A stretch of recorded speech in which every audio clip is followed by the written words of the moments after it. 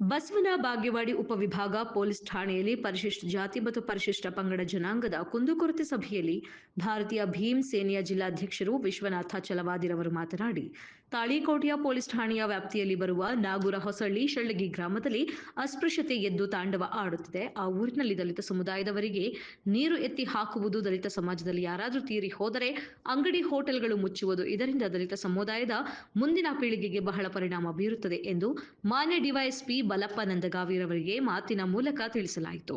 ಆ ಊರಿನ ಅಸ್ಪೃಶ್ಯತೆ ನಿವಾರಣೆಗೆ ಮಾಡಲು ಕಾನೂನು ಕ್ರಮ ಜರುಗಿಸಿ ನಾವೆಲ್ಲ ಒಂದೇ ಮನುಷ್ಯರೇ ಎಂಬ ಮಾನವೀಯ ಮೌಲ್ಯದ ಪಾಠ ಹೇಳಿಕೊಡಿ ಎಂದು ಮನವಿ ಮಾಡಿಕೊಳ್ಳಲಾಯಿತು. ಈ ಸಂದರ್ಭದಲ್ಲಿ ಭಾರತೀಯ ಭೀಮ್ ಸೇನೆಯ ಜಿಲ್ಲಾ ಅಧ್ಯಕ್ಷ ವಿಶ್ವನಾಥ ಚಲವಾದಿ, ಉಪಾಧ್ಯಕ್ಷ ಮತ್ತು ಸದಸ್ಯರು ಉಪಸ್ಥಿತರಿದ್ದರು.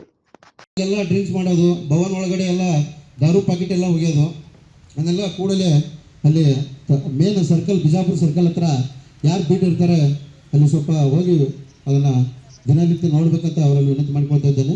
ಅದೇ ರೀತಿ ಈಗ ಹಳ್ಳಿಯಲ್ಲಿ ಭಾಳ ತೊಂದರೆ ಆಗಿಬಿಟ್ಟಿದೆ ಸರ್. ಅದು ಯಾಕಂತಂದರೆ ಅಲ್ಲಿ ಯಾರು ಸತ್ತರೆ ಜಾಸ್ತಿ, ಯಾಕಂತಂದರೆ ಅಲ್ಲಿ ಈಗ ನಮ್ಮ ಜಾತಿಯವ್ರಿಗೆ ಭಾಳ ತುಳಿತಾ ಇದ್ದಾರೆ. ಅಲ್ಲಿ ಇನ್ನೊಂದು ನಾಗೂರು ಸರ್, ನಾಗೂರಲ್ಲಿ ಜಾಸ್ತಿ ಇದೆ ಸರ್.